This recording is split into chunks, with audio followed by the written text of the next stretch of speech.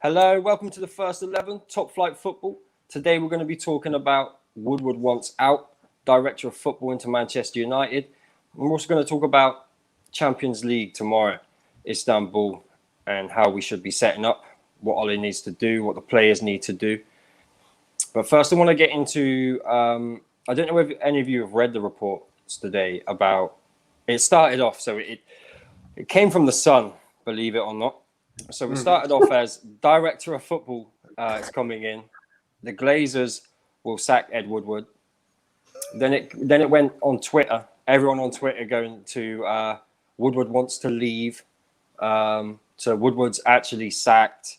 Now, for me, I've heard all this before. Every time a new manager's coming in, there's this talk of a Director of Football coming in. Have the Glazers changed their ways? Have they seen the light?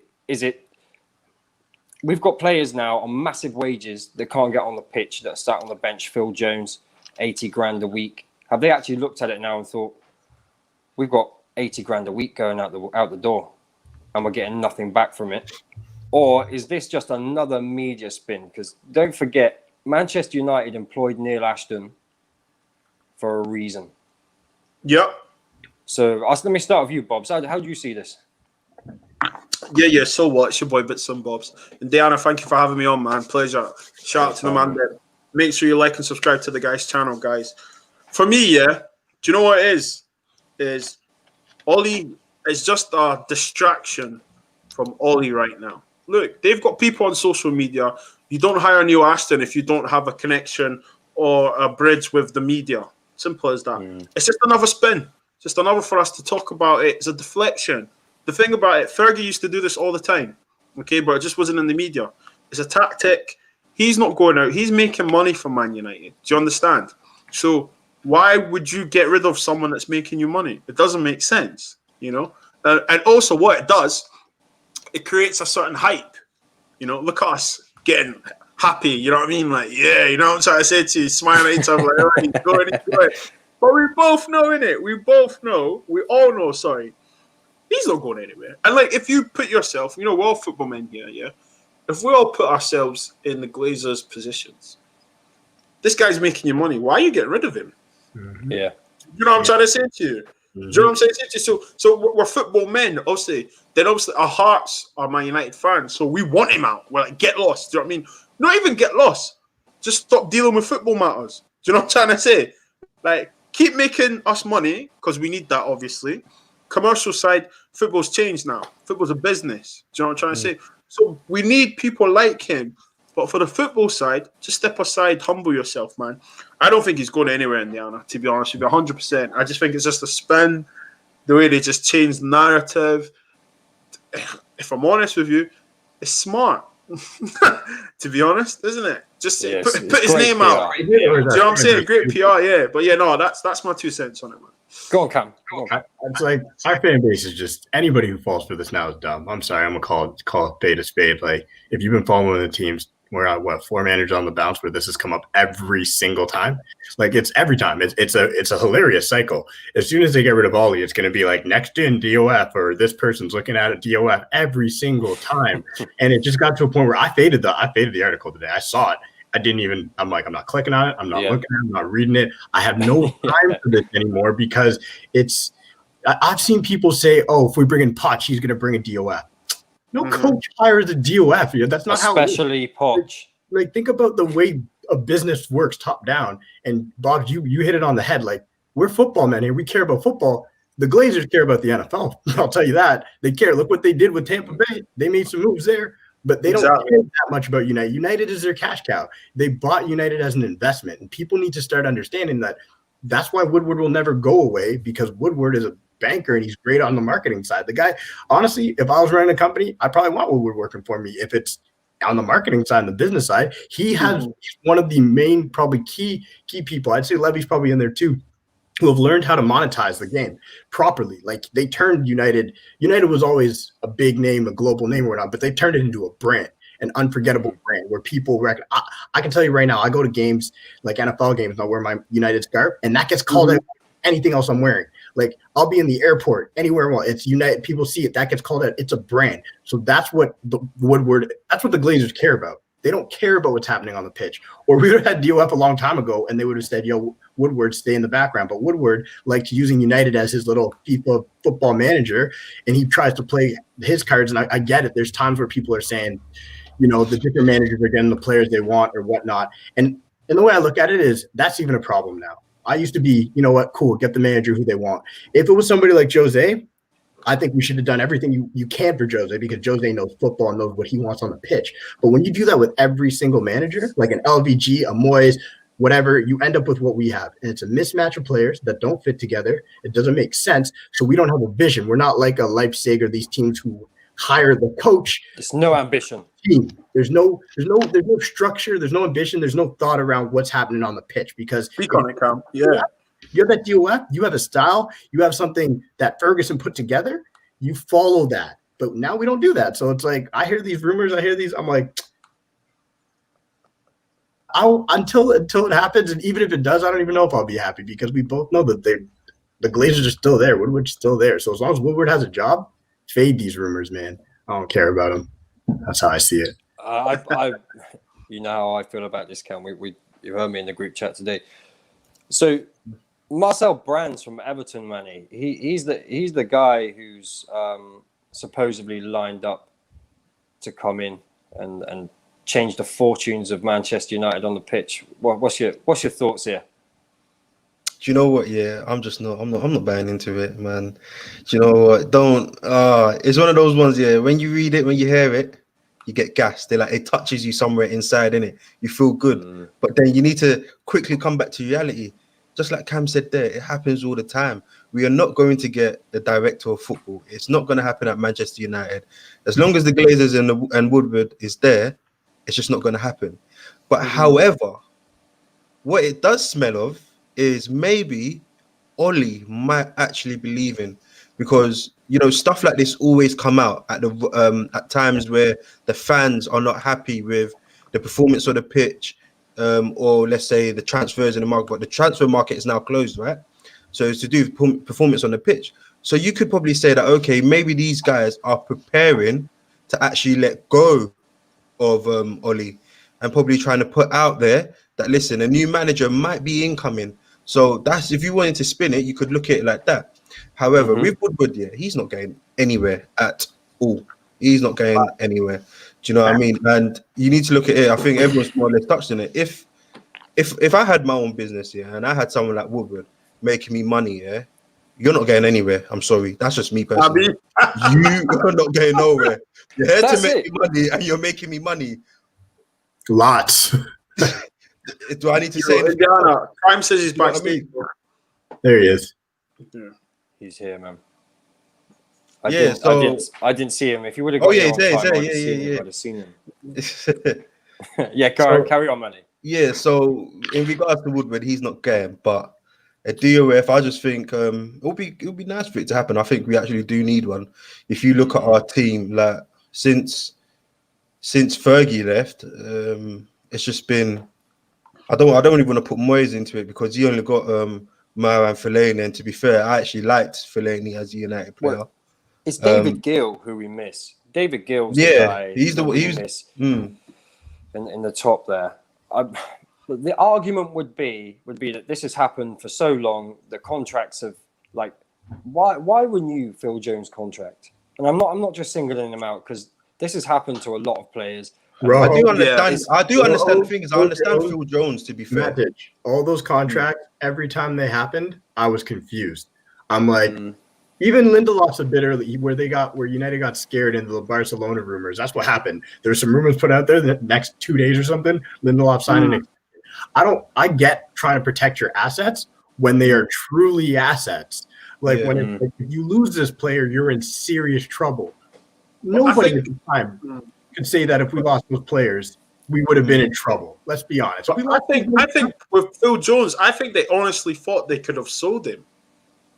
I think that as well. I think they thought they could have sold him, because do you know what? Yeah, I mean, if you deep it, I know he gets the memes, the memes, whatever. My guy's won a few Premier League titles, right? Like, you know, he I'm not going to say he's a bad player because he's not a bad player. Do you know what I mean? Look at the level he's played. Do you know what I mean? At the end of the day, he did show something that made us buy him, but, you know, someone would have took him. Do you know? Like, okay, let's not Everton now, but at the time you'd have thought Everton, that they normally take some of our players, or someone around that mid-table where he can get a good run of games. And I honestly thought, Simon on a new contract will probably push an extra 5-10 mil on his price because of the contract. And I just think it just backfired. It was a gamble. It's the wages. It's the wages that got me.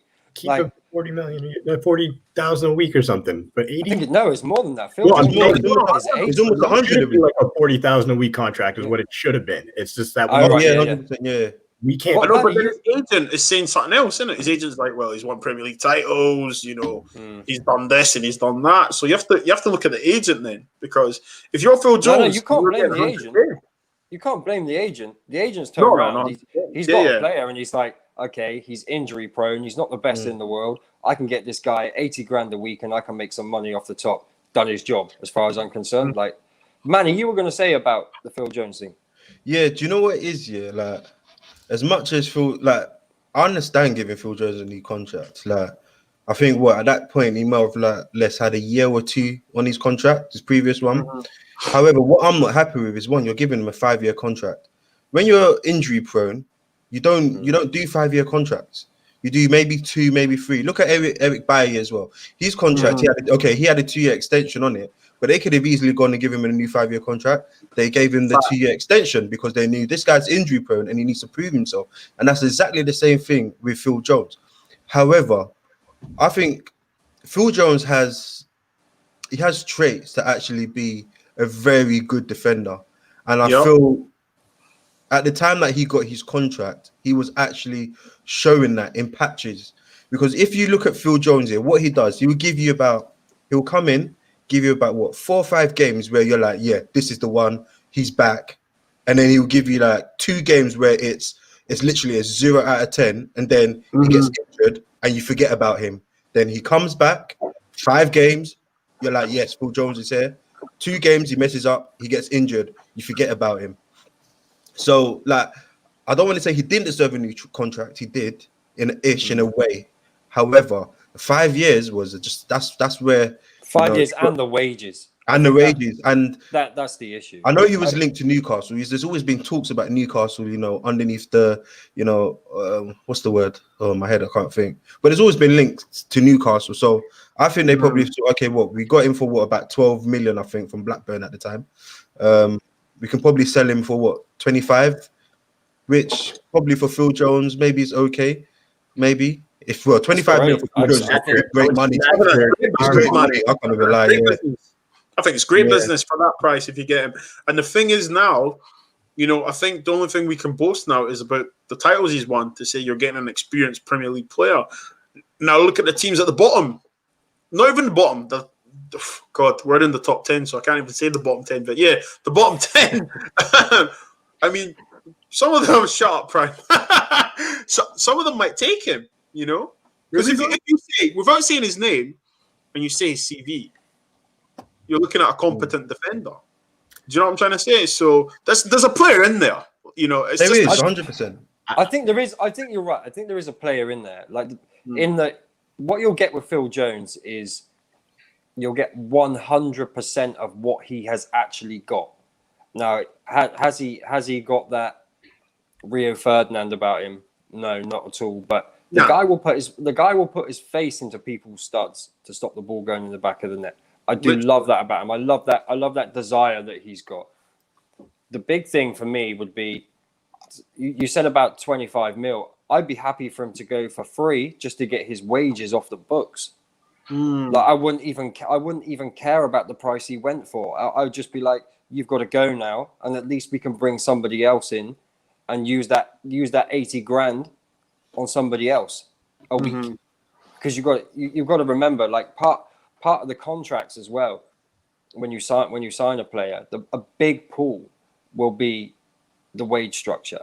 Like how much, what can you pay? It all comes into it with the agents. There's more to it than just the fee. 25 mil is going to be nothing compared to getting 80 grand a week off the books. And the same for other players in there. Yeah, I'm sorry. Like, I mean, I think you guys see a player in there. I'm thinking back to when I can't think of the time of when Phil Jones had proven that he could be worth what, like 20 million. I'm looking at I just pulled it up because I wanted to take a look at the table, and I'm looking at some of these teams, and I'm thinking Burnley has better center backs than Phil Jones. Unfortunately, like they do, Tarkowski and whatnot. Cam, listen, I'm with you on it. I'm thinking I don't think any of these teams squad beat him. player, as a squad player for a Cam, cups that's and top, things man. like that. That's fine. I don't mind him coming on and filling in for a game or two. I don't mind that from Phil Jones. What I don't want is Phil Jones I don't think of him as a starting player for a top 6 club. That's the thing. I'm saying he's not even a starter, in my opinion, for any team before relegation. Like I couldn't see him starting at Newcastle, Leeds, Brighton, Burnley. Obviously, City's going to move up. West Ham. I can see. I'm being honest, guys. I don't see where he can start for any of these guys. So this is the problem with our business structure and the people that are in charge of the football decisions. Because if you sit there and you're looking at it, and I see what you guys are saying, where okay, maybe there's a player in there, he has this on his CV. But if I'm sitting there as a businessman, I'm truly thinking, what's the risk versus the value? If he does get hurt again, or if he doesn't get fit on the pitch, we've now tied him down to a contract that the teams that we would sell him to cannot afford. And that's the problem. It's 100%. For nothing, because these teams aren't going to, and he's not going to say, oh, pay me less. Like, look what Gareth Bale's doing. I would be doing the same thing. Yo, I signed a contract. I'm making 80 whatever. I'm making 80K a week. I'm not taking a pay cut that's it. Unless they're going to pay me the same thing. I'm staying to put, because even when you sell a player, they still have to agree to a new contract. Like, they don't agree. Yeah. So you can't just sell them and be like, oh, okay, now they got to agree. So if he says, I'm not going to play for Burnley for 25 a week, we're done. But do you know where I counter that, yeah? Do you know where I counter? I genuinely think, if someone comes in for Phil Jones now, he'll go. Just to play football, he'll go. And the reason why I say that is because I remember when United offered him a testimonial, he rejected it. He said no, innit? No, because people won't come. So I think he's the kind of person that will be, listen, if someone comes for me, I will go. I think the only problem is that no one is coming for him. If someone came and said, listen, United, and then obviously the other part is how much will United want to sell? Do you know what I mean? Like they let Smalling, they dragged Smalling out to the end of this transfer window, but he still went for the money that they wanted anyway. What, a few add-ons? It doesn't mean nothing. But what is his contract? Like what? I think he's got 3 years left now. And what is he getting? But we gave it. It's close to. Well, I thought it was 100K, but I'm having it might be. I thought it was 100. I'm sure I read the other week it was 80. But you could be right. It could be. Either way, it's way too much. How many teams are paying 100K for? Because at least with Chris Smalling, he's on 70K a week. At least 70. That ends in well, that's fair. But at least with Chris Smalling, he may not be quality, but he showed under Van Gaal that if he's coached and put within a particular system, he can do well. But he can do a job. Not just under Van Gaal. Or Jones, I don't. Smalling's an old school defender. Yeah, but Jones, I don't know if, like you guys were going through it with the lesser sides in the league. Burnley, don't think he gets into their first 18. Never mind, they're starting 11. Sheffield, no. Fulham, maybe. Fulham could use him. I think Fulham would take him now. When he got out, you say 70K or 100K. You would get into Arsenal probably. He would. He's better than probably start up front. He start up top. Yeah. I hear Not them. even a joke. He would actually start for Arsenal. Arsenal look at what I said forward. I think he would have got into Chelsea before they got Silva, but they got Thiago Silva. So I think with that, you might have put him in there, gotten in the starting 18 somewhere. He's got to be better than Christensen or Rudiger. A-Prime? He's not better. No, man, you lot need to respect Phil Jones a little bit, man. I actually do think he's a decent defender. I think the problem is his injuries and too rash. Yeah. He's been unlucky. His decision making is poor. I just want to address this question. Who do you want as manager? Because me personally, Poch is not it. It doesn't matter who the manager is. It doesn't matter under this structure with no ambition in the club. It really does not matter. And yeah, Poch, I agree with you, is probably the worst choice. Just go and look at what he did at Spurs, what happened at Spurs. It's Manny, do you realise he took 18 points out of 81 against the top 6? Tizo. Look, Wow. I do. Like, Okay, I understand that. That's a problem. However, I didn't want to get into the Poch debate because No, for no. me, no, because you set me up. You can't do that. No. You can't do that. You set me up. I want a manager with winning potential. I want something from him. I want something. I want an Ancelotti. I want that as well. I want an Ancelotti, someone who can improve players and has that pedigree. I think Poch is a gamble. Poch wanted the director of football out of Spurs because he wanted control of the club. He'll get no control at Manchester United whatsoever. He is the wrong guy. Trust me. No, I won't agree with that. Have you seen Poch lately? Have you seen the way he looks? He looks like a winner now. Have you seen him? Like he's eating well as well, Manny. You understand? Yeah, you get me. He looks like a winner. Like. He looks like a winner. No, but in all seriousness, yeah, the reason why I'm screaming Poch personally, and I don't know about everyone else. I think where Manchester United are right now, we need to be taken to the next level. We have the players to do a lot of good things. I'm not going to come out here and say we can win the Prem. To be fair, if United are to win the Prem, this is probably the one season we can actually do it and say, okay, we've got a Prem. Let's actually, let's do a Leicester, for example. However, Ollie's not the guy. And when you look around, you have to look at what's available. And I know Poch is available. And I know Poch will come in and he will get something more out of these players compared to, Ollie. Now, with the players we have, I think I've touched on it a few times, Flawless has as well. Yeah. We shouldn't be playing a 4-2-3-1. We should be playing like a 3-5-2. Do you know what I mean? Or a 4-4-2 diamond. Are you talking about one CDM? However you want to make it work, I don't even know. But I just feel like Poch will come in and he'll be able to get the best out of these players. He'll be able to take them to the next level. Do you know what I mean? And he'll be able to get a Van der Beek in the team, or get us playing with Bruno and Pogba together. Arsenal are looking for players in every position, but that's what we're doing as well, Think about it. That's what we're doing. We get a player, and then the next season, we need another player, and then it's just the same thing. For the last 4 or 5 years, we've been we've been like 4 or 5 players away from challenging. We sign a few players. We're still 4 or 5 players away from challenging. It will be the same thing next year and the same thing again. I just think Ollie's hit his ceiling. It's time to move on. Let's move to the next stage. Even if Poch comes in, and he doesn't win something for us, but he takes it to the next level, you then go and look out for someone that can come in and win. We have to, even if we go in stages, I don't mind. Ollie's stage is done. It's here. It's not going to go past that. And not tell me because Poch isn't the one, or because you're going to leave Ollie in the job. Who else are you going to go out there and get? There's not really much available right now. Okay, I got a question. You said a few things I got to unpack there because, I believe. Yeah, but hang on, wait. I just want to say one thing, Cam. Go on. Get him, boys. Oh no, Devin. I just feel that your Wi-Fi is skipping on you. Can you hear me? Yeah, we can hear you now. Just. Okay, right. Go with it, Cam. I'll go back in. Hang on. Okay. Yeah. So I got a few questions for Manny on this one because listen, I'm not a Poch hater in the sense. So before we hired Ollie, I wanted Poch, but what's turned me a little bit is seeing what Jose's done with basically the same team. And when I say basically the same team, he brought in Højbjerg, who nobody rated before Jose turned into a match winner. He brought in. And Ndombele was there when Poch was there, so he didn't bring him in. Who else did Jose bring in? Jose brought in Doherty, who's not really playing. Reguilon, who he just started to play. So really, Bergwijn was there. So really, Jose is operating under the same pretense as Poch. Is doing much better with the team.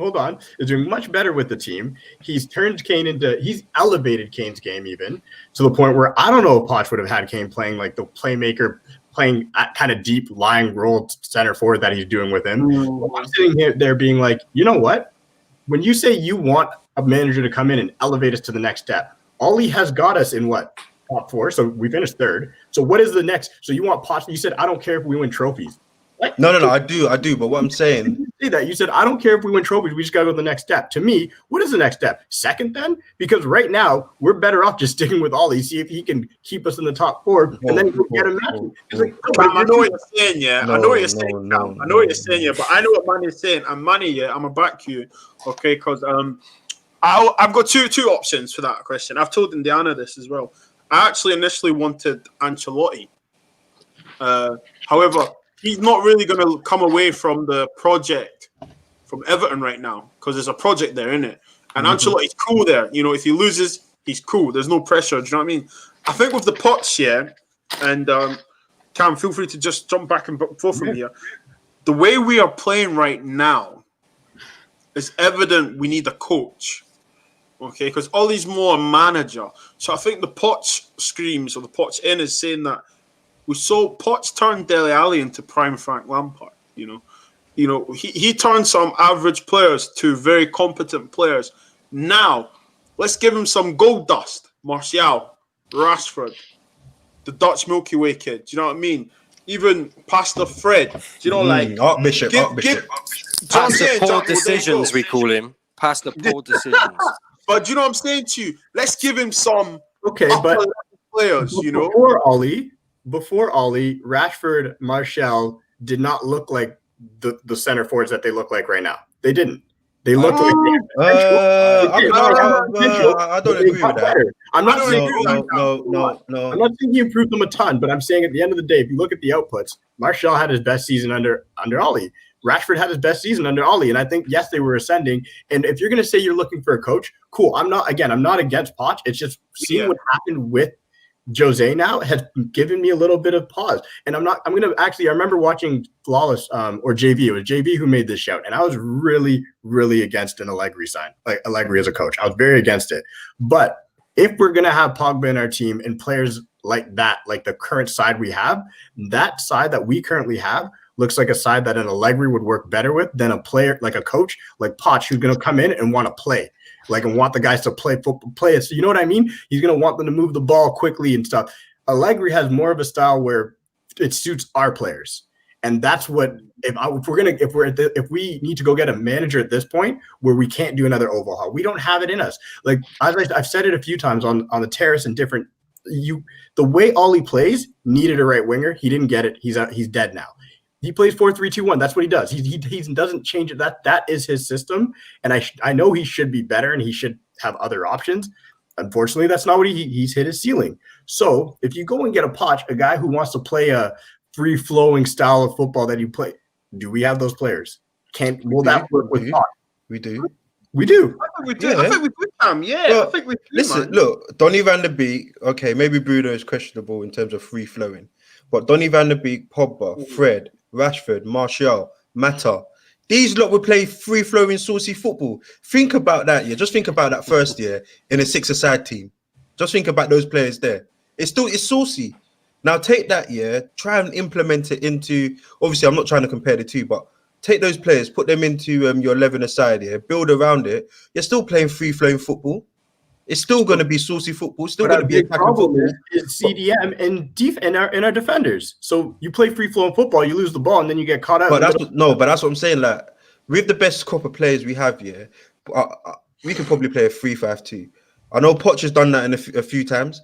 Poch has reverted to 3 at the back, 5 in mid. There was a time, I think before he got sacked, there was a season. Yeah, I think it was a season before he got sacked.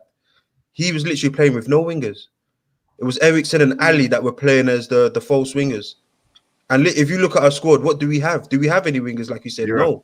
We have Dan James, which at the moment, unfortunately, as much as he can be a good player, I just don't think he's going to be a good player under Ollie. Do you know what I mean? So, I'm all up here for bringing anyone in.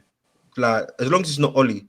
The only reason why I'm saying Poch is one, yeah. If you look at our club, we do obvious things. The only thing we ever do is obvious. And the obvious thing right now, yeah, is Poch. I think the only reason why we actually got Ollie in as interim is because Ollie's agents probably come to Manchester United and be like, yo, Ollie will be free for you if you sign him up, to take him. And they probably thought, you know what, what's the worst that can happen? They've pulled him in. He's done well. They then said, you know what, yeah, maybe Poch ain't the one for us. Maybe we can actually stick with this guy. They've given him a contract, and unfortunately for them, they've made the wrong decision too early. If they had waited to the end of the season, Poch would be our manager right now. So obviously you do have to put blame on them, but at the same time, like I'm not gonna say, oh, because Jose's at because Jose's taking them to the next level, that means Poch wasn't good enough. You need to understand what Poch did with that team over 5 years was incredible. And if you think about it, he didn't really make any signings. He didn't make any signings until the season where he got sacked. By that point, I think it was already done and finished because him and Levy were fighting. Well, he was fighting Levy publicly. Do you know what I mean? He was just being nicer than him. He was doing what Josie was doing with Ed Woodward. Because he wanted control, Manny. Yeah, he wanted control, and he wanted players as well because he wasn't getting any players. Because remember, he came out and said, when they asked him about players, he said, "Don't ask me. I'm just the coach." Yeah, I remember that quote. Coach. That's a guy who wants players. He wants to freshen things up. But he's just the coach. For all we know, these players that we football. Yeah, but he probably wanted control. How I understand that, any but sort then of control at Manchester United. I just think it's the wrong fit. Like this is a football club where they don't have any football decisions. They don't allow the managers to make any football decisions. Poch wants to go somewhere where he's the type of person who wants full control, wants full management of the situation. Tells me that is not a fit at all. It only is a fit if they do give it to him. That's the only way it's a fit. Because at the end of the day, the only time it's ever worked for us is when the manager has had full control, and that was, as we know. But I can't see that happening because we know money is number one, and two, if it did happen, I wouldn't trust they brought the right director of football in. There will be parameters and there will be limits to what this director of football can actually do. The only way I see them bringing them on in is so they can get rid of players, not to spend money. That's all I can see. We don't really have that many players that we need to get rid of. Think about it. Rojo, if you leave him, he's gone at the end of the season anyway. If you don't give him a new contract, if Ed Woodward doesn't give him, he's gone at the end of the season. Which is bad business. Which is bad business, but it happens. You move on. Sometimes you need to take L. Barcelona, bruv, they were cancelling contracts like it's nothing, bruv. Suarez 5 million to Atletico. Sometimes you just got to take that L when you want to rebuild, innit? So you take the L there. Okay, who's next? Phil Jones. Let me leave my guy Phil Jones alone. We spoke about him. All right, Pereira's on loan at Lazio. Yeah, God willing, yeah, they snap him up for what is it? Is it like 28 million or something? That's a steal. It's a 25 million option to buy. Yeah, right. Hopefully they snap him up there because we already know it's not gonna work out for him. Who's next? Mata, experience, leave him in the squad. I don't mind him. Matic, experience, leave him in the squad, but he needs a replacement. Cool. Who else literally that has to go? You can probably argue that as much as I like Eric Bailly, he probably needs to go because he's just injury prone. No, I like him. No, I like him, but do you know what he's too injury prone. No, sorry. I like him, yeah, but I'm rebuilding, innit? I'm talking about rebuilding. That's Eric. That's 3 players, yeah, that I've mentioned now, yeah. Who else? Okay, Dan James, yeah. I think Dan James should go on loan. Give him like a 2-year loan. Let's see what he can do. Do you know what I mean? At the end of that 2-year loan, you have another probably year and a bit left on his contract. If it doesn't happen there, probably give him a 1-year extension, ship him off. Do you know what I mean? There's not really that much that we have to do if you deep it, because Oli has actually done a lot for us. That's what I'm saying. He's done what he's meant to do. Now it's time to move on to the next step. So the players we need to get rid of, it ain't really that much. And we don't really need too many players. If you say, I think we do. I don't think we don't. I really don't think we don't. I think we need a priority. We are miles off. No, but as a priority, we need 3 players as a priority. Yeah, but if we get a CDM, maybe a centre back, and a winger, because we got Cavani for 2 years or so. We're actually 1 year of an extension. 1 year of an extension, which they're gonna extend. We love to click that extension button anyway. So really, right. we literally need 2 to 3 players. And someone who can gel them together, and it's looking better.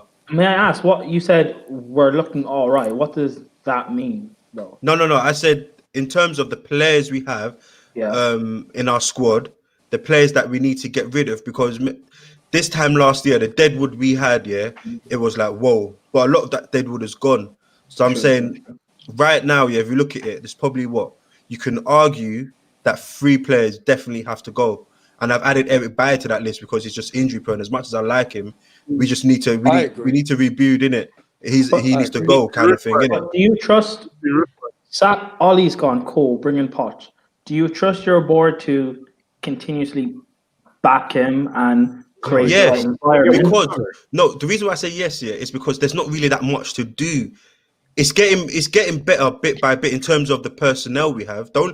If Oli could get these guys together, we wouldn't really be complaining right now. We probably say yes, we need 1 or 2 players, but we wouldn't really be complaining right now. The problem is, Oli can't even get these players together, but we still need. If Poch does come in though, there's no guarantees these players that you have decided, or it's in your opinion that you think they're good enough. He might not like those players. He might not want a Martial who's moving a bit, who's not got the heart to go burst into the box and get goals. Yeah, I do understand that, but just because that's the thing that people don't understand, just because Poch might not get Poch might not want these players, or these players are what Oli wants, doesn't mean we must stick with Oli. I don't think that's what people we still need to try something new. We definitely need something new, even if it's not Poch. Go and get Allegri.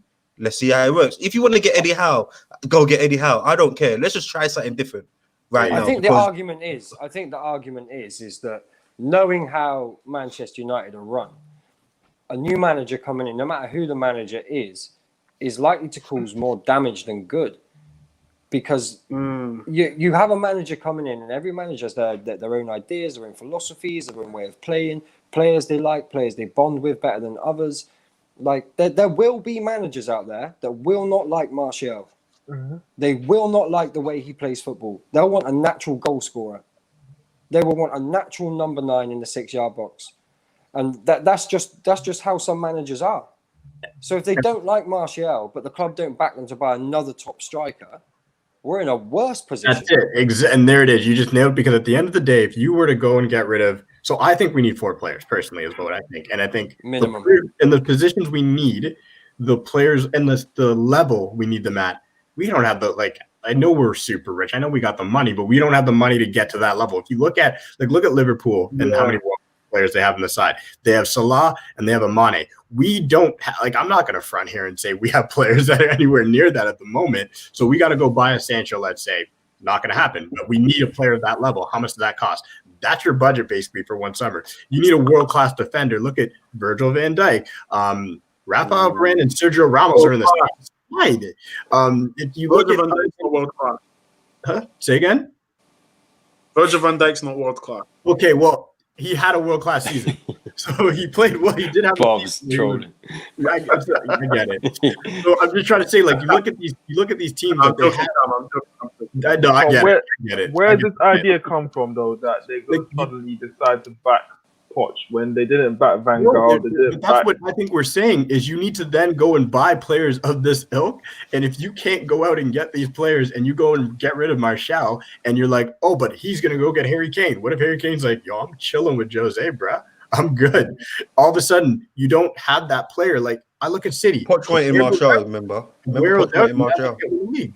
So unless Martial, it's just an example. It's just an example. The other player, like it might be that Bruno might be the best player in the league this season. Poch comes in the summer, and he doesn't take to him at all. That's the point we're trying to make here, is that all managers will want different players and have different styles of play. And I personally don't feel that these managers any manager will get backed in any way. And for me right now, Oli has had the best transfers. Under Oli, we have had the best transfer window in years. Not the one just gone, but the one previous when we got Maguire, Wan-Bissaka. I think that was our best window in a long time. But this is a good segue to get into Champions League tomorrow night in Istanbul. And to answer this question, I'm sure we will touch on our Chelsea and Arsenal with Keshir and Prime. Arsenal's always a great topic. I don't understand this idea where fans think just because you bring in some players, you was back. Like that Joseph comment there. I don't feel Man United's managers have been back. This one. You can't just go and get a player because you want to get them for commercial reasons and think that's backing the manager. if that player doesn't fit into that manager's idea, it's not going to work. And I feel Man United do that a lot of the times where it's just commercial. It's all about the money. Nah. Sorry. Do you know when you think about commercial signings, yeah, other than Sanchez, but he wanted them. Don't get that. He wanted Sanchez. He wanted Pogba. The only players here that what's his name that Jose didn't get here was a centre back when he was the season before he left when he was asking for a centre back. And as much as he should have, I understand why. Because I always make this example. Yeah, okay, you've come in here your first year. You said you wanted a centre back. I've given you a centre back. You then come in the second year and say, "Yo, I actually need another centre back. I give you another centre back." You then come in the third year, you're saying, "Oh, you know what? I need another centre back." Me personally, I'll be like, "Yo, hold up a minute. Every year I'm gonna need a new centre back? No, I'm not giving you a new one." Me personally, do you know what I mean? I'll be like, let's think about things. You know what I mean? Let's restructure. But it's not necessarily his fault that Eric Bailly's come in and he's been injury prone. I know, but I understand. Yeah, think about it. Yeah, at that point, yeah, how many centre backs did we have? So like 6. We had 6 centre backs. Twansibi was still on loan at Villa at that point. Do you know what I mean? So 6 centre backs here, and you want to bring in a 7. And really, if you think about it, you only need 5 centre backs throughout a season. And even that 5 year, the other 3 are really, unless there's injuries, yeah, you're not really going to get a sniffing anyway. But we've already had too many centre backs. So I understand them not backing him there at that point. Yes, they should have backed him, but I do understand their side of the story from that point. But then Ollie's coming and he's been backed. Okay, he didn't get Jadon Sancho, but listen, everything else he wanted, he got. The Jadon Sancho was a money thing. So he wanted Jack Grealish. Didn't get yeah, but no. Do you know what? Yeah, that Jack Grealish thing. As much as he looks like a coupe now, yeah, at them times when they were asking for 80 mil, yeah, that's ridiculous, mate. That was ridiculous at that point. Do you know what I mean? And I wouldn't have paid it. But you know why I disagree with that though? Because you needed a Jadon Sancho, yeah. And how much was he off by their value? I think Man United was trying to offer 90 or something like that. So you was 30 off their value. But then you then go and buy a young player in Ahmed Traore, when you could have added that extra money onto Jadon Sancho and just got it over and done with. So I don't think Traore is a first team signing. Yeah, I think they were always going to be. I think they were always going to sign him. What Man United needed immediately was a right winger, which you've been needing for years. So what's the logic behind that? But do you know what, Kesh? I hear what you're saying, yeah. But see, what Manny's trying to say is that like the money of what you're saying, I agree with it, and I also want to counter it, yeah. But like, if we've got so many centre backs, I've bought you 2. Show your worth, earn your money. Do you know what I mean? Coach these players to be better, right? But you sign Jose Mourinho. Now, when you sign Jose Mourinho, when you sign on that dotted line, you accept that he's going to buy. You accept the circus that comes with him, the propaganda, all the negative vibes, whatever. You accept it all. You sign with the devil. Do you know what I mean? What Kesh is saying, like, okay, we needed a right winger, right? Did we need Jadon Sancho to be that right winger? No, you didn't. If you look at the way we play, he's not the actual. Because when it was like, when I heard that all through summer, we're going to get Jadon Sancho, I was saying, before I came on YouTube, I was saying, why do we need Jadon Sancho to be that right winger? You know, I agree. Okay, he's doing numbers in Germany, but they play high lines up in Germany. And if you watch Jadon Sancho play, he comes inside quite a lot. Yeah. Do you know what I mean? So we needed a winger, yeah, but not him. But and that's what annoyed me. This is a good point here, actually. Right here. Pep wanted Sane replacement. He got Ferran Torres. Pep wanted Koulibaly or Koundé. He got Ruben Diaz. You can't get every player you want. Some deals can't be done. Agreed. But how many goalkeepers and defenders and midfielders has Pep Guardiola been given? When he's bought a player, hasn't worked out, and he's gone to the board, player's not good enough. I need another one. Exactly. You've got to back your manager to the full extent. You have to back your manager. Capability. So managers can get it wrong. The players might not adapt to the league. There's so many factors. Injuries you might get injuries. There's so many factors to this. But I guarantee you, Chelsea, those signings were not Frank signings. I guarantee you.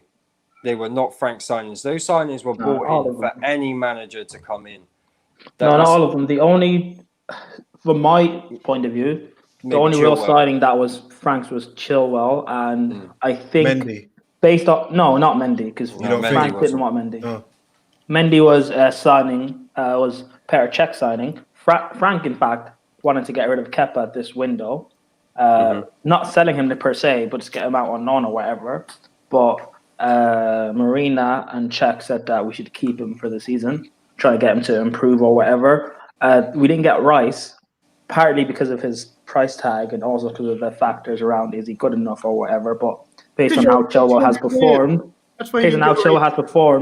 that is the faith and the trust shown from, you back your manager and your manager repays that by showing how good the player is. I think in January or the summer we'll end up buying Declan Rice just based on the fact that you're trusting your manager. And I think it has to go two ways. Yes, you back your manager, but your manager also has to repay that trust.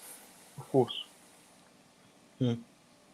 I agree there. Like I do 100% agree there, but at the same time, I still believe, what's that saying? Fool me once, shame on me, or fool me. Do you know what I mean? Yeah, I don't know. All I remember, I just remember it from a J. Cole song, boy. I can't even lie. Can't fool me 3 times.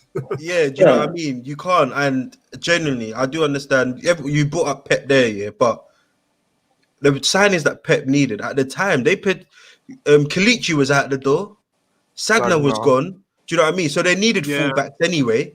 They needed fullbacks. So you can't really say, do you know? I mean, Pep bought like 6 defenders, man. So this is the thing, and the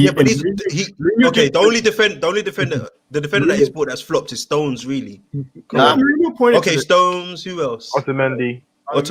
Trash. Otamendi was all right with company. I just think he's got company left. But you can count on that though, because he actually ended up winning something with them. It's fair. It's fair. And the thing that's actually a good point. And the thing is, like, Jose made a good point though about it being like how many fullbacks is Pep gonna get? Like, Pep brought in Bravo and he was gone the next year. So there is this illusion of, yes, okay, you bought the players for Jose, he got the players he wanted, it didn't work out, you shouldn't trust him anymore. That's not really how it works, because at the end of the day, a manager, realistically, he's going to make mistakes too. So you have to accept that. He might say, this is the player I need. And then once he gets him in, he's like, nah, and that's the thing what happened with Pogba. And listen, I'm a big Pogba fan. I'm a big Martial fan. But so far, everything Jose has said about both of them, we are seeing. Jose did make a point about the World Cup being a great environment for Pogba, because Pogba doesn't play hard every single game. But when he's in a situation where every game matters and there's no distraction, he's unplayable. So in my opinion, when he was looking at Pogba, he probably looked at a player and said, you don't have the work ethic I need. You're not going to do the things I need you to do, so you're not going to be right for my team long term. Sell him now, because we will get a fee for him and I'll bring in a guy who will work for me.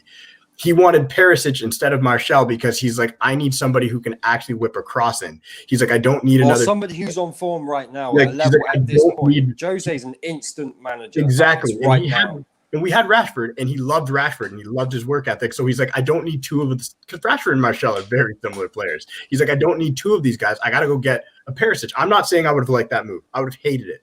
But who knows? Perisic just won a Champions League. Am I right? Like, at the end of the day, who knows if he came in and then we're working around Jose's system and those players, and we would have forgot about Martial if all of a sudden Perisic owns that left-hand side and is whipping in crosses for Zlatan and Lukaku and all this. Like, you know what I mean? We didn't let Jose build. And I get it. He is an instant guy, but we didn't let him. We haven't let any manager build, Cam. Like, you got to let managers tinker. They're going to make mistakes. They're going to be like, I like this player, and then be like, actually, he doesn't work. I do get where you're coming from with that. Okay, I will say in that what you said there, the board were wrong. But I think what it was obviously, I think Jose wanting to get rid of potentially our best players in a way to bring in these 29, 30-year-olds, which for me, I didn't agree with anyway. And I'm happy the board kept them. But if they should have actually just gone and got it, because Perisic would have been a loan. Yeah, it would have been a loan. Willian probably would have cost us. No, actually, let's not even talk about Willian. Let's leave him out. But Perisic would have probably been a loan. Do you know what I mean? So I do agree they probably like messed up there. definitely 100%. But to say, oh, okay, I want to get rid of Martial, I want to get rid of Pogba, when you know that these we have the players that Manchester United normally sign or we bring in, we bring in players that we get better most of the time. Yes, we might go out and sign a Van Persie, win us the league, and then boom, on to the next one. Those signings happen, but then you're not going to ship out what you have just because you want to. Perisic could have come here and literally in a year he's done, and we're looking again, and Martial's out there bagging. We don't know. Do you know what I mean? So I didn't really agree with that point. I didn't really agree with them with Jose wanting to sell Martial and Pogba. But I do agree we should have bought him. But if you do that, you win the league that season, and you can go on and strengthen. You can get a better player than Martial, or build a better team and system. That's a great point. Let's move on to tomorrow. So Champions League. It's a tougher game than people think. How should we be setting up? And I'd like to get Prime and Kesh's views on this as well as rival fans, how they think Manchester United should be setting up tomorrow. But I want to start with Manny. What's the lineup for tomorrow, Manny? What should it be? But it's a difficult one because no matter how we line up, we just never know how we're going to perform on the pitch. But if it was me, I'll put Dean Henderson in goal. I'll probably bring Twanzebe back in. As much as you might say, oh, we didn't have a good game last time out against them, I do think it will probably boost his confidence to know that, okay, we still believe in you. So I'll probably put him in alongside, I'll probably play fair at the back, to be fair. Him in, Maguire, and maybe Eric Bailly if he's fit. If he's not, throw in Lindelof in. So all three of them at the back. Then Tellez, left wing back. And then I'll probably bring in Brandon Williams, give Wan-Bissaka a rest. Bring in Brandon Williams, right wing back. In the midfield, I'll go Fred, Pogba, and Donny van der Beek. And up top, Cavani and Martial. I just think we need to keep playing Martial into form, to be fair. We need to keep starting him until he actually, gets into form, because he's doing good things at the moment. Unfortunately, the ball's just not ending up in the back of the net. So it's not the time to drop him. We just got to keep playing him until he actually gets himself into form. So that's how I would line up. But saying that, it doesn't really matter how we line up. We know what can happen. Yeah. It could go extremely well or extremely wrong. I hear you on that. Before we go to Cam, hit the like button, share, subscribe, all that business. You know what to do. Cam, what about you? How would you line up? So I've thought about this a few times. I've been thinking about it a lot. I think personally, I want to see Cavani up top. I like the Twanzebe shout. I do like that shout because I think, yes, he had one bad game, but I think that's not a way to really build a kid's confidence who has that much potential. So bring him back in. Let's bring in Twanzebe. I'd go with a flat back four because that's just I just like it better when we play that way. So I'd have him beside Maguire because Lindelof's dealing with a little bit of a back thing. So give him a rest. On the left-hand side, Tellez. You can in this game potentially bring in Brandon Williams for Wan-Bissaka because if he needs a rest. If he doesn't play Wan-Bissaka because we do need to win this game. I'm not on the drop Bruno train at all. I think you play Bruno if you can. I think Bruno is undroppable. You play Bruno. See, I say this and then I want Van de Beek to play, but I'm in that world where I don't want to see Van de Beek play on the right wing because that's not his positioning, and I don't know if we can play with a single CDM.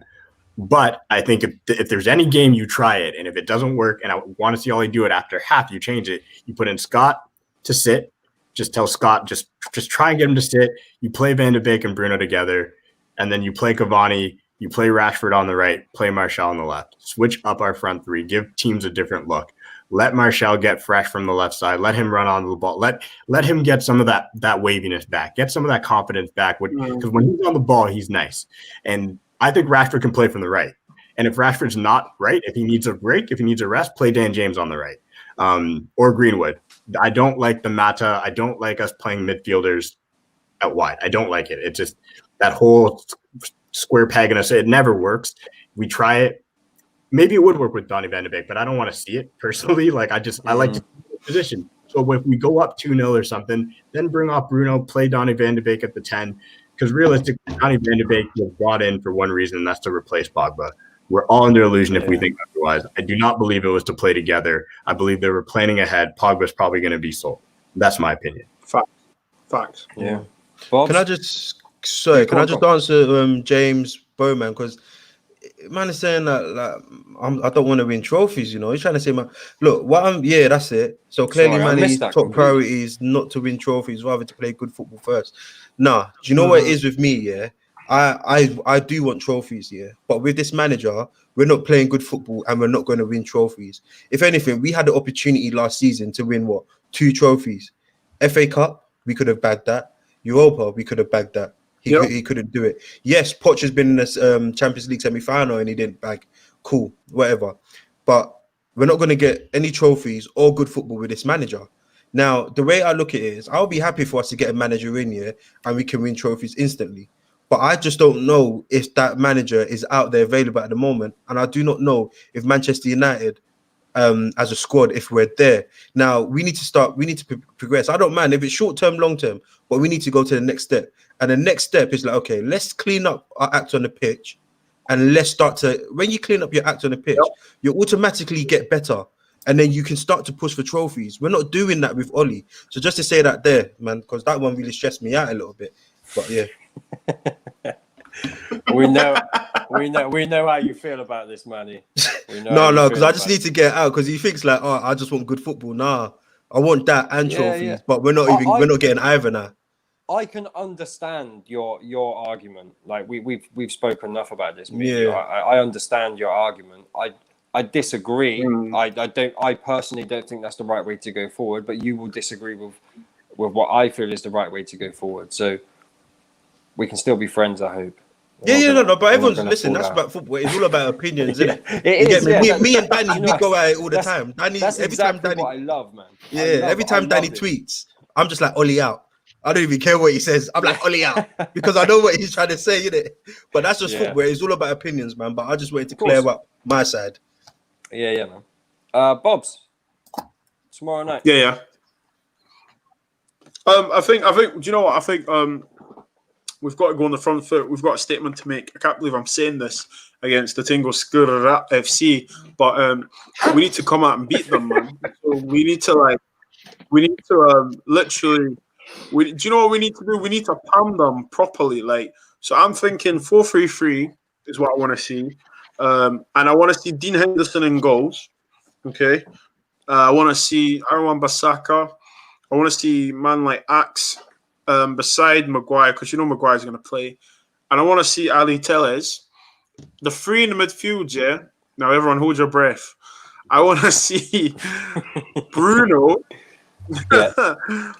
Van de Beek, and I think it's a toss of a coin between Fred and Matic.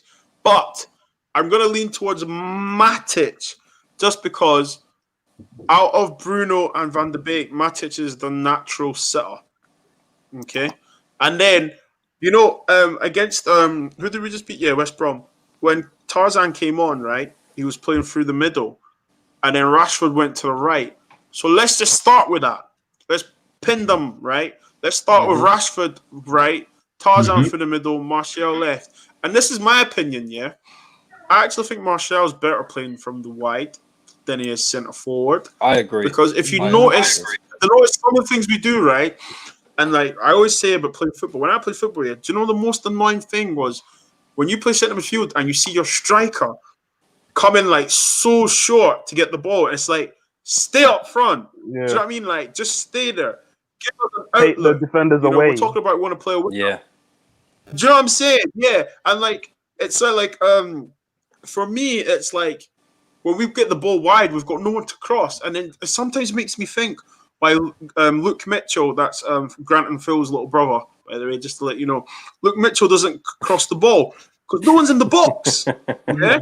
No thoughts. I just think to myself, just stay up front, bro. Stop coming short, man. Seriously, stay up front.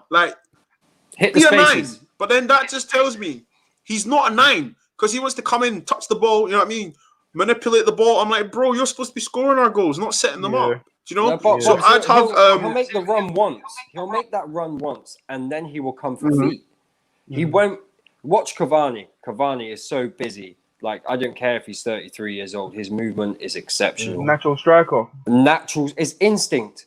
You can't. All this talk of coaching with players like that, you can't coach instinct. You can tell them what they need to do. You can coach that, but it's still an instinctive movement, which is why we needed a Teles for crosses. I was going to say, with Martial, yes, he's not, and I think he's better from the left hand side as well. But the problem is, out of Martial and Rashford, who would you want on playing through the middle? It's Martial. Martial offers us more through the middle than Rashford. Well, and then the second there. point as well, you've got Cavani there. We even had Igalo. The second point there, the second thing I want to say is, you see with Oli, he's come out and said he wants to play free-flowing football. He wants the attackers to interchange. If you throw in Cavani, there is not really, as much as his movement is A1, there really isn't much interchanging. He's going to be around that 18 box, up causing havoc. But Oli wants them to free throw in, left, right, centre, do what you want, interchange in it. So really, like, where do you win? That's why I say we don't know what we want to do on the pitch. But sorry to cut you off there. That's why I'm saying, like, I noticed that when Tarzan came on, Rashford went to the right, and I tweeted, why not just start with his front three then? Like, surely we're a big man team, a whole Man United, you know. And we after 60 minutes, we're saying, okay, Rashford, you go on the right, Martial, play it. Because see what I don't understand, and hear me out, guys. I don't know what you guys think. What's the point bringing Cavani if you're not going to start him against teams like West Brom or the Istanbul team, right? Because I just think to myself here, if we can see what he can do in 20, 30 minutes, start him. If he gets knackered after 60 minutes, take him off. So my team would be, so the 4-3-3, Dean Henderson, Aaron Bissaka, Axel, Maguire, Tellez, Bruno, Matic, Van de Beek, Rashford, Tarzan, and Martial. And I think with Matic being at the bottom, the holder, the natural holder, it will give us balance. And what happens, Tellez will go forward a lot. And what happened, Wan-Bissaka, if he's got any common sense, he will just tuck in, play on the right, because he's not going to go forward. So that gives balance a little bit, you know? That's just my opinion, Indiana, man. That's what I think. I just think because Tellez is going to go forward. He's an attacking fullback. So let's balance it up. Wan-Bissaka's not going to do that. And if you've got Rashford, who you know is going to track back anyway, we can afford to just say Wan-Bissaka, just you chill, you know? And then you've got Bruno, Van de Beek, interchanging, keeping things over. And the reason I want Van de Beek to play here, because out of all our midfielders, I don't care if people clip this, he's the best one at retaining possession and keeping 100%. Things moving. 100%. And the simple. Do you know, Bob? That's just the one. So I don't want to see a single pivot, because what we haven't got in a DM is somebody who wins the ball and then passes it 5 yards instinctively. Just gives it to somebody. Like, we've got great players on the ball. Pogba, Bruno's great on the ball.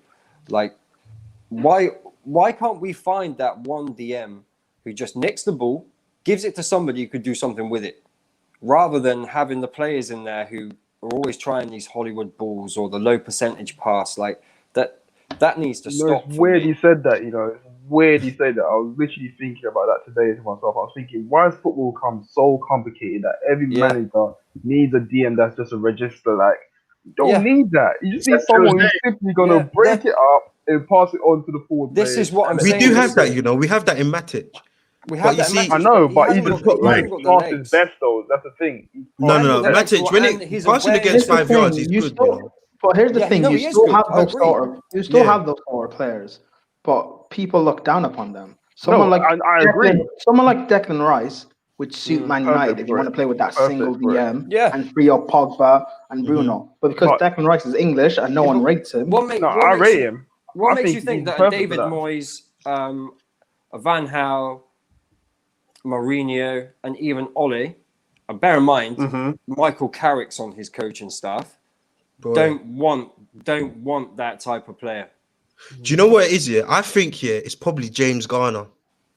I can't lie to you. What do you mean? Yeah, They're we- waiting for I him to probably come think in. that I think they want James Garner to come in and just I don't know replace the it. story of James Garner. But Manny, Because you know when he first came through, it's like James Garner is Michael Carrick-esque. He's just like Michael Carrick. He can do what he does and even better.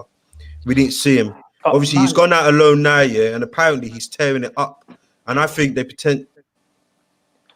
Manny question then wouldn't Allegri be better option than Poch? Listen, bring in anyone. Bring in anyone that will take us to the next level. But That's Manny- where I'm at. I've said Poch. The reason, like I'll say it again, the reason why I've said Poch is because our club, we do obvious things. And the obvious thing right now is Poch.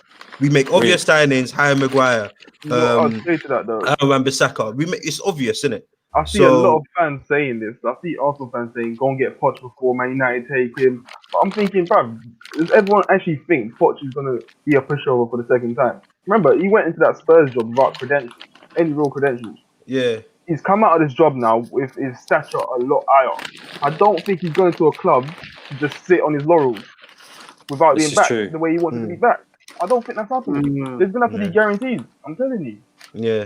And for the second part of that, yeah, you're saying you said you never said I don't want trophies, I want good football first. I want both. But what I said is we're not doing both. And I'm like, listen, we can fix our football with the players we have, we fix our football and we get better. So you know what I mean? Like make it make sense a little bit. But Manny, what you were saying about James Garner, that's cool and all well and good. How old is he? He's 18, No, 19? that's not me. I'm just saying that's what I think they want. I think they see James Garner as that guy. But Me personally, I would maybe go in back. the future he can be, but he still needs someone to learn off of. Yeah, doesn't I he? was just going to say that. The still players- need that But we have experience, Matic innit? though. But Carrick is those going to players- coach. Matic isn't that, Manny. Matic Matic isn't has that. never ever been decent in a single pivot. Prime Joe- I example, know, I'm a Chelsea 100%. Yeah, I agree. Yeah, he's always played. He used to at be a Chelsea number when 10. He came in. He played in it.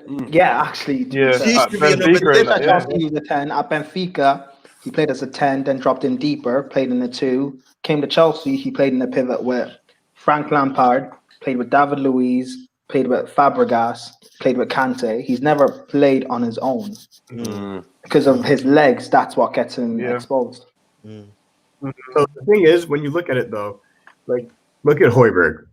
That's the type of player. And the thing is, signing of the reason season. why we don't make those signings is still, and this we're gonna go back to the same problem, is the board. Because Ed Woodward looks at a signing like Højbjerg and goes, I can't market this guy. I can't market. You know who would be great for us? James Ward-Prowse. But we wouldn't look at it. Position though. You know what I mean? I'm asking. No. The reason why I'm asking, is I want to know where he's sitting because James Ward-Prowse, he plays in the middle, and then 1 minute he plays out on the right, 1 minute he's behind the striker. So I want to know where he sees it. But that's exactly it, though. You could sit. You could have James. I've seen him sit. He can sit, and he can sit. Not on his own. I watch him at Southampton. What's his He name? doesn't sit on his own. We don't need any player to sit on their own because we have enough play. Like again, our current DMs don't sit on their own. So if we're not going to go That's out, what we need. That's what we need. You go and get either way. I'm just saying, like a player like that, who can pick a pass, who is versatile, who can go out to the wing if he needs to. Like a Højbjerg signing is like that's the signing we need. Ndidi, Idrissi Gueye, like who identified him. Yeah, but someone like Ward-Prowse is, I'm not saying to the same level before anyone jumps at me, but it's similar to Pogba, Bruno, and Van der Beek. None of them will be able to, even if you play them in a pivot or in a double pivot, none of them are going to be the one to be the defensive minded player. That's fair. I just think at the end of the day, we need less flashy signings of players who, like I think Van de Beek was one of those. I think he's going to be, and again, people need to stop thinking about the Van de Beek signing as this year. Like it's ludicrous to me that everybody's just so caught up on Van de Beek. You know, it would have been a good option for you lot, but Bayern went and signed him. He played for Espanyol. He's now gone to Bayern. Can't his name. What, this season? At the base, sits at the base, dictates it, wins tackles. Yeah. Oh my goodness. Can't remember his name. Bro, I know what you're talking about. That's annoying.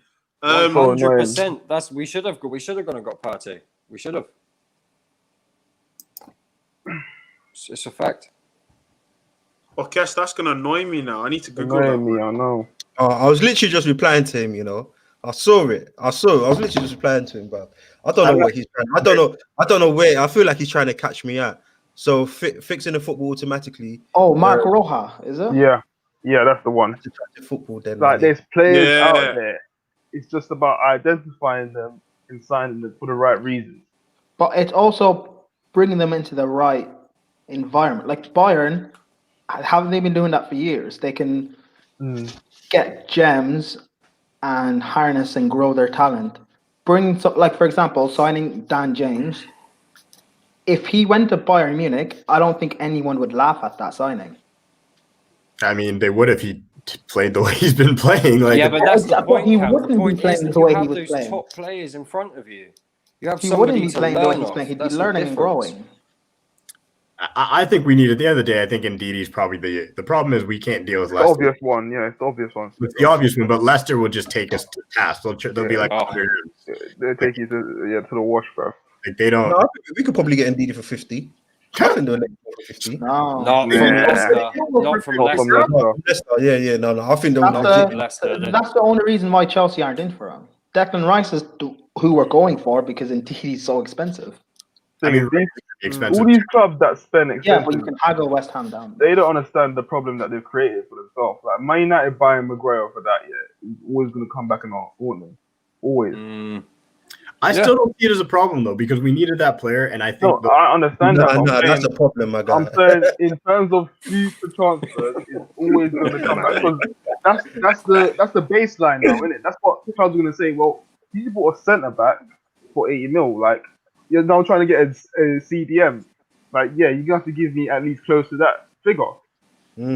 So, Kesh, don't be talking about Man United's problems with money, right? Do you know what I mean? Like, Oh wait, you're an Arsenal- Arsenal fan, ain't you? Yeah. Our problem is very deep, mate. It's very deep, mate. It's very Very deep. I can't remember who said it, yeah, but it was on I think it was on Flawless's channel or Aaron's, innit? And someone was like, Bamiyang's playing left wing back. That's why he's not scoring goals. Do you know how mad that is, bro? You man are playing left wing back of Bamiyang, 9 at the back, bro. That is mad. The That best thing was what Neek said. Neek's turned around and he put out a tweet and he said, City 5, United 6, Liverpool 7, Arsenal 8th. And I was just like straight after Liverpool lost, and I was just like, wow, actually, yeah, he's got that together well. It is what it is. Kesh, if you were Ole Gunnar Solskjaer, how would you be setting up Manchester United? As an outsider, like you've got no emotional attachments to this at all. I think now you got a guy like Tellis. You got to play him. You got to play to his strength as well. You got a good target man out there in the likes of Cavani. For me, you've got to pair Cavani with either Rashford or Martial up top. They can work each other in the two. They can work off each other. You then play Tellis as a wing back. You put Maguire in there. You put Nzabi, Lindelof in there, and Wan-Bissaka. Then it's now a choice of who's going to be your double pivot and who's going to be ahead of them. For me, you play Bruno, you play Matic, and you put a Van der Beek behind Martial and Cavani. That way, you got the ball being ticked over, and you've got the supply from out wide. Listen, that in theory it makes sense to me, and I wouldn't be against Man United trying it. To be honest, I think Manny would agree. It probably couldn't get much worse. No. I actually agree with that. I actually agree with what he said. With most parts of it, Cavani up top with Rashford and Martial. I'll put Martial because I just think he needs to play. You have a choice, isn't it? You pick one. Yeah. I just think it works so much better with them two up top. Yeah, I've always said I think all of our strikers suit a two. We don't have a lone striker apart from Cavani, really. Prime, how would you set up Manchester United? I think play with wing backs. Watch your mouth, Prime. No. Honestly, with respect, I think if you play with wing backs, because I look at you've got forwards in abundance, cool, but you don't seem to have any wingers, and you don't want to use Dan James. you've got a lot of midfielders, but no real true DM. Arguably, Harry Maguire is your best centre back, but he gets his lack of pace will get exposed playing in a back two. So I think playing with a three, depending who's fit, Lindelof, Maguire, and Tuanzebe. Aaron Wan-Bissaka as a right wing back, or you play Wan-Bissaka in the three and try Dan James as a right wing back. Because I know Besiktas shocked you last game, but they are of a lesser quality than you, and it would be a good game to at least try something. Luke Shaw is out, so Tellez goes left wing back. You play a three in midfield. Or AWB maybe, but you'd have to play Brandon Williams. That's my opinion. I don't like. I agree. Yeah. Although Wan-Bissaka, when he's not dilly dallying in the box, like around the box, he can actually whip a good crossing. It's his decision making in transition. Like that's where I struggle with him. Like he's not reliable going forwards. I gotta head out. I think it's made. So thanks for having me on. Thanks, Indiana. thanks peace, man. Peace. Good chat with you, man. you.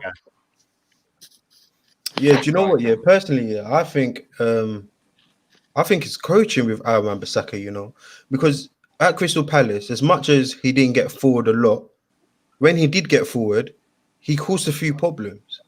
So I think it's down to coaching genuinely. He might not be the best on the ball, he might not be the best crosser, but when he got forward at Crystal Palace, he did cause a few problems.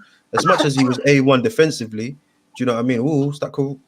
Corona? Oh my God, forget that one. Get that one. Yeah, but man. I just think it's coaching with him, man. Do you know what I think one of the big problems is for Wan-Bissaka is having a natural like right winger in front of him and that threat in front of him, so he's got that bit of space to move into. Like I do worry about him on the ball. I'll be honest. Like if he goes, you can see now they don't want to pass him the ball. Yeah. Mm-hmm. That's really starting to show. That's a bit of a worry. But for me, if you press him, he panics. Yeah. He needs space. He needs space, and I think I'm telling you, opposition managers, they'll be picking out Fred and Wan-Bissaka. Press them, they will lose the ball. You know They're what sloppy. he needs? That's what it will be. He needs that old-fashioned instruction. Get out your feet, son, and whip it. That's it. Yeah. That's what you need to tell him to do. Yeah. But Fred's improved in that though with the press thing, you know. He's actually improved in that. Fred is the type of player that can actually beat a press, especially because he's two-footed as well. And I think, he's improved though. I have to give that to him. What I'm saying, maybe try something is because your next game is against Southampton. They are a good team. Yeah. You need to try and build. They drew with Wolves tonight, I think, didn't they? Yeah, you need to try and build some sort of momentum going forward and try and get something consistent, because doing this diamond thing doesn't seem to be working, because there just seems to be no real balance. I think playing with wing backs would provide balance. But again, it's a thing of, do you play Wan-Bissaka in the three, which he hasn't done before, but he would be better there than playing as a right wing back, just due to that attacking threat. Do you play Dan James as a right wing back? Maybe. But the thing is, see what Aaron Wan-Bissaka, yeah, I feel for him. I feel sorry for him because, do you know, before Ollie was talking about, we're going to play the Manchester United way, blah, blah, blah, blah, blah. Then if you've done your homework, you don't buy Aaron Wan-Bissaka then. Yeah. Because if you looked at him last season, why was he good or why was he lauded as like he's a great fullback? Because Crystal Palace don't dominate possession. They're always going to get pinned back. So Wan-Bissaka was always defending. He was always one-on-one with a left winger. And we applaud that because obviously I love defending. You know, defending is still supposed to be an art of football, and I love it. But if you want to play attacking football from the back, you don't buy him. Yeah, you don't buy him. You know what I'm trying to say to you? I think we had to buy him. But I don't think so, because if you want to play from the back, you buy Lamptey. You buy an attacking fullback. You could have gone on. I guarantee you could have got Pereira for 50. There you go. 100%. But my point is that I think we're so weak in that CDM role and centre back like Lindelof. I think we had to buy him. I really think we had to. Like for me, name me somebody who's better in the last ditch tackle than Wan-Bissaka. Yeah, I get what you're saying from that. If we have possession and we're dominating possession and always on the ball, he doesn't have to do that. Do you know what I'm trying to say to you? You're still going to lose the ball. You're still going to come up against attacks. That's the problem. But if he was better going forward, look, if you have the ball, you don't concede, right? So, like, my point is that if we're going forward with the ball all the time and we're in possession and he's better on the ball, we don't really need him to be doing last-ditch tackles. I feel like that's what I hear you. Yeah, I'm saying he does this, he does that. But I'm not really wanting my You can always improve those positions, though. Like your centre back, your DM, you can always improve that. So the better option would have been to go and get a player that's actually good at going forward. I agree. Going backwards, a bit of balance. Listen, it's a modern day football. Like this nonsense about you're sick at tackling. Cool, I get it and I respect it, but I need to see my fullback going forward as well. You know what I'm saying? Yeah. Do you know what it is? I think the way Oli wants to play, if you think about it, he probably wants to play like a Bayern.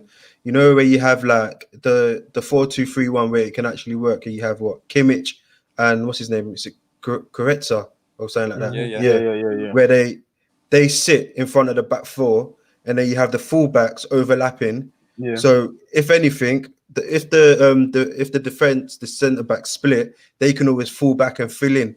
I think that's how Oli would love to play. And if you want to say Manchester United way, maybe potentially you could say, okay, that's the best way we can play. But it's just, I think he's picked out the wrong players for that. Like I agree, man. We should, if you wanted to play a certain way, you do not actually go for Aaron Wan-Bissaka. As good as he was, you do not at defending, you don't go for him. Do you know what I mean? 100% you don't go for him. You know, and if you do, you get a right winger at the same time, Manny. Do you know what I mean? Yeah. No, I agree with you. Because we should have went and got. This is a controversial. I wanted us to go get Zaha. Do you know why? Because financially, I wanted him back. It would have made sense. You said Jama. That's not possible. A winger that cheats and don't come back. That's what you needed. Yeah. No, there's no need for him to come back if you got Wan-Bissaka there. Listen, before we I agree. Look, I don't hate Aaron Wan-Bissaka. I love him in a tackle. I love him in a tackle, and I actually like his work rate and his drive. But there are things missing from his game. We have to remember he is 21. Like he's still a young player, and I have seen him. He has got assists. I think did he not get like? He was right up there for assists for a right back for. He's got 4 assists this season. Yeah. You know what I mean? Yeah. So he's not as bad as he looks most of the time. Let's put it like that. He will improve. I want to jump onto Chelsea. I'll be honest. I don't even know who Chelsea have got in the Champions League this week. Not Seville, you got or Krasnodar. We're playing Rennes. You lot always get easy groups. Always. You in Liverpool always bust case. Oh, hold on. Yes, you're not in the Champions League. Don't talk, please. Second of all, a group is a group. It doesn't matter. No, I know, but then you in Liverpool. Football, bro. Football. Manny's right, man. You for some, I don't know how you do it, who you're paying. Bro, like that Russian money is good. Yeah. That's none of your business, Josh. So, Prime, how do you see this going? How do you see the game against Rennes? Who do you see starting? Who do you want to see starting? Because we got Spurs weekend. Almost 3 points dropped. I'd want to see a bit of a rotated side. Some players do need a bit of a rest, to be fair. Bring Kepa in.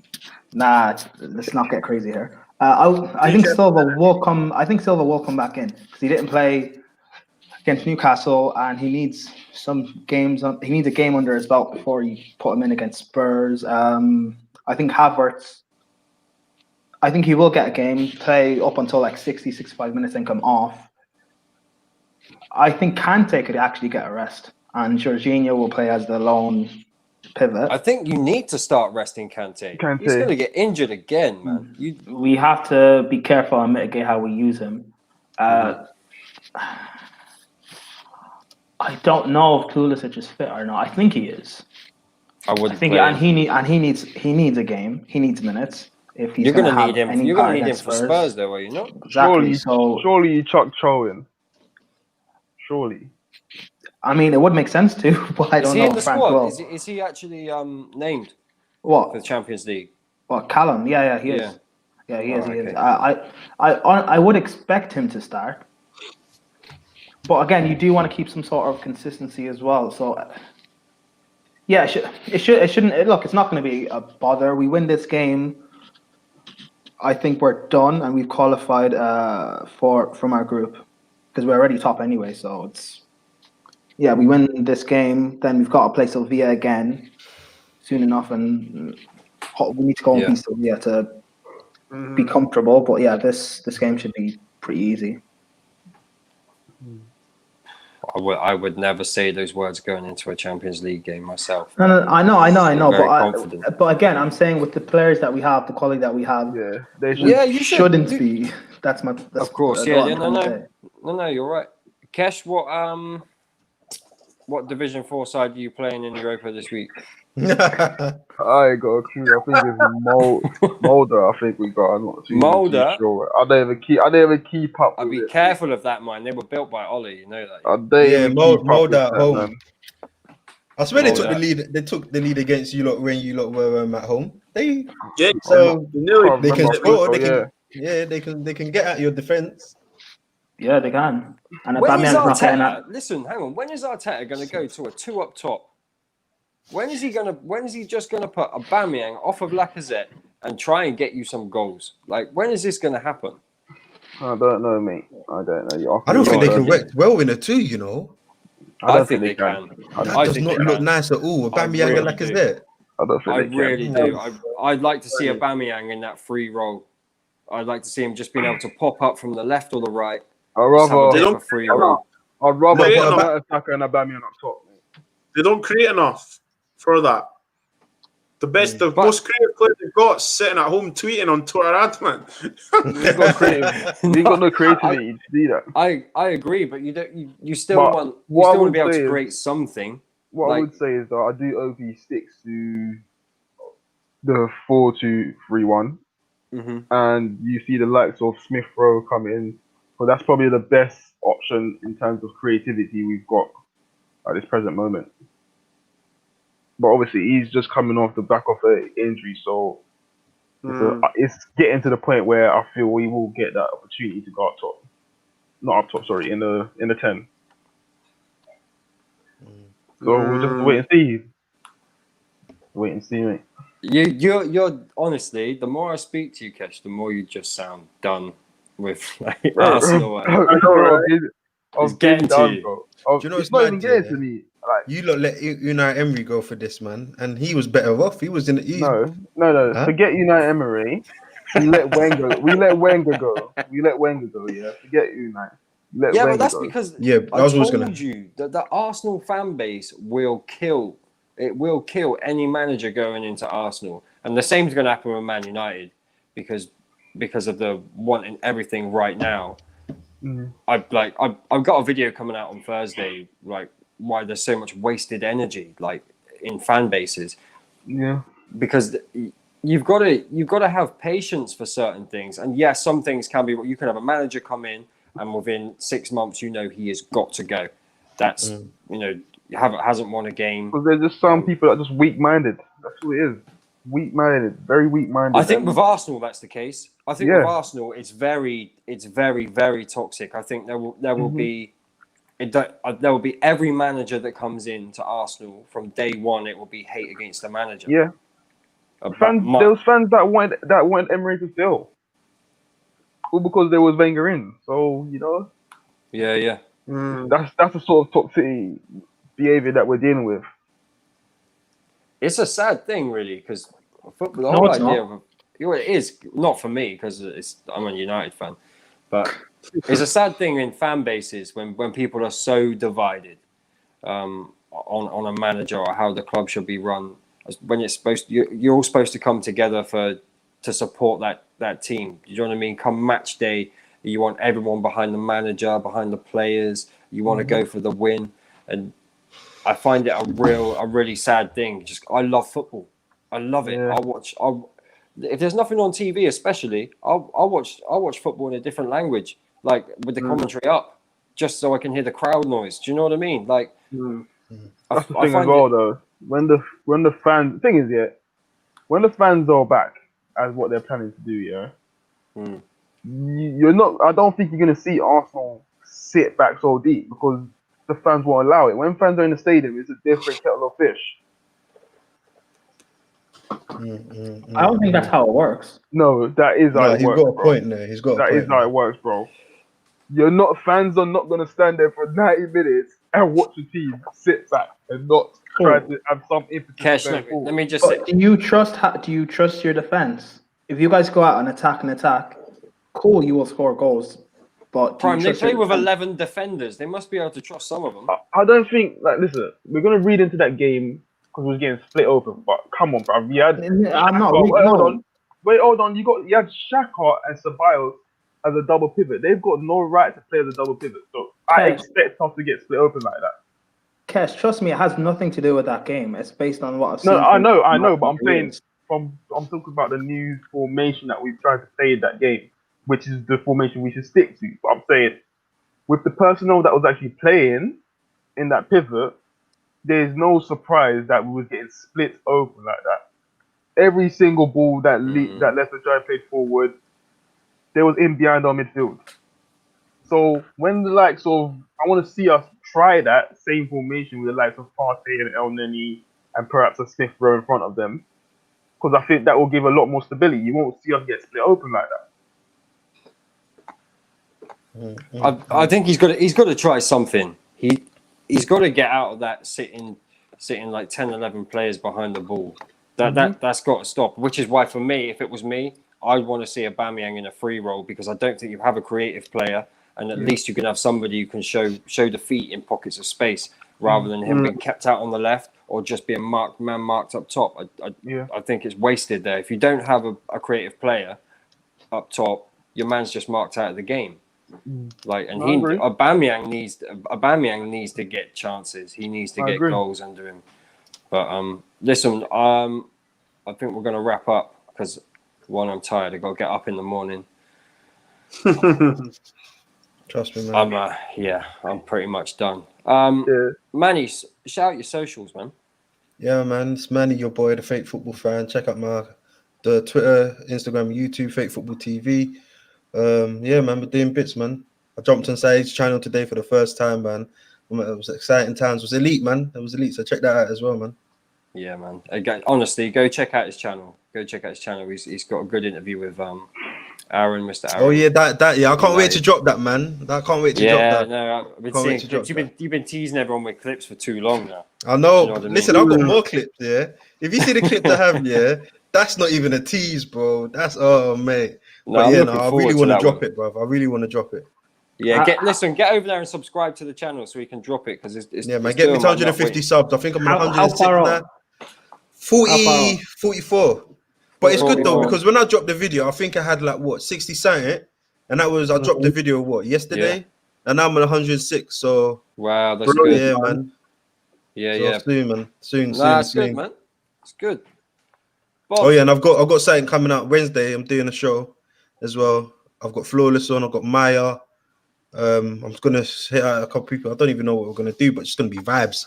That's what it is, man. Yeah, man. Cool, bro. That's cool. And then we've got Prime. We've got Prime coming on. Oh, thank you. If you want me to, if you insist, yeah. Prime. Bob, shout your socials out, man. Yeah. So what?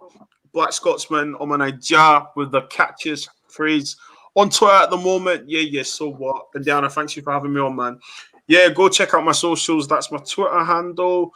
Bits and Bobs on YouTube. Tomorrow, I've got Stoppage Time TV's host, Mayoa. Sunday night, we've got Maya as well. And just got confirmed that I've got Daps from Counter Attack Podcast, man. Doing I things want to get different, him. bro. Trying to create awareness on racism in society, equality, black mental health, and also talk about football as well. You know, you guys know what I do in Scotland. Some of you don't know, but campaigning for that, I do a lot of government work as well. So in Scotland, we're trying to do this. So I'm trying to use the YouTube platform to try and raise a lot of awareness. Today, I met with the Scottish government. It was a good meeting. You know, we're trying to push more things for equality, especially in recruitment in the councils and stuff. So I'll be pushing that.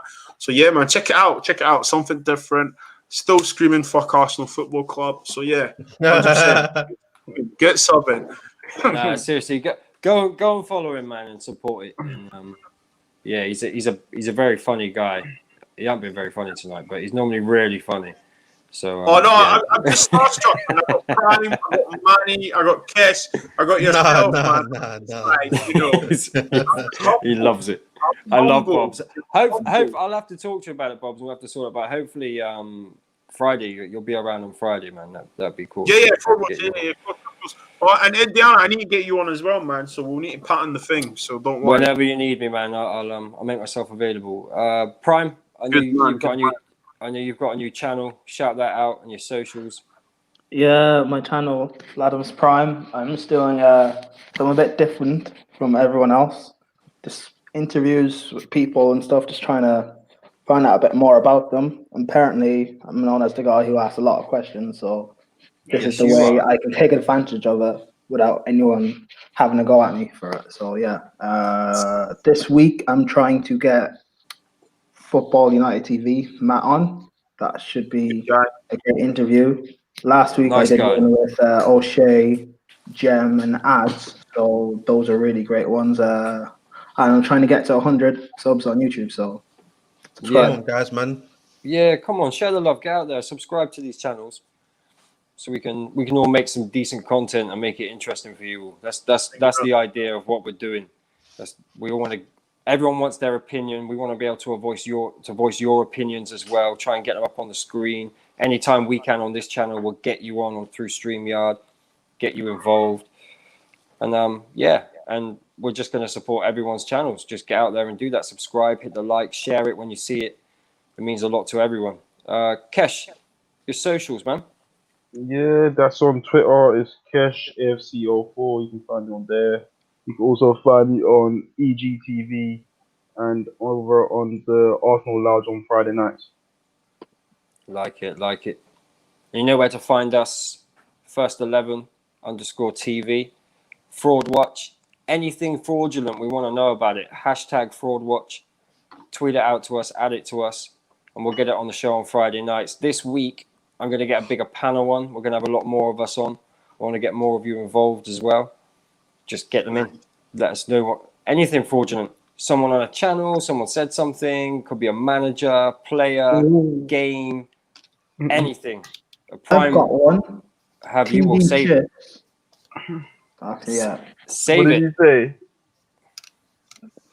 Put it in private chat. You have to spit it out now. Come on. Yeah, say it. Team Shift said on, I think, Stephen Featley's channel, he said that Ollie, Frank, and Jose will be sacked by January.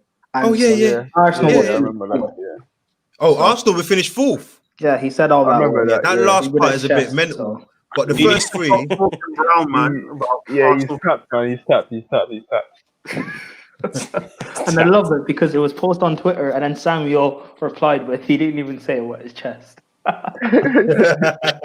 Listen, we'll get all this together through the week. I might do a live stream tomorrow for the Champions League game if I can. That'd be a good one. Thursday, we've got a great video coming out with Danny Devil in the Details, KJ, leader of the Resistance, and all that, and Neeks. So I'm looking forward to doing that one. And we've got some interviews coming up with some YouTubers as well. So that'd be good. Remember, Friday night Fraud Watch, man. 9:30 every Friday. Again, just vibes, really. Just calling out. We see bullshit, we'll call it out. You see it, you tell us about it. We're out.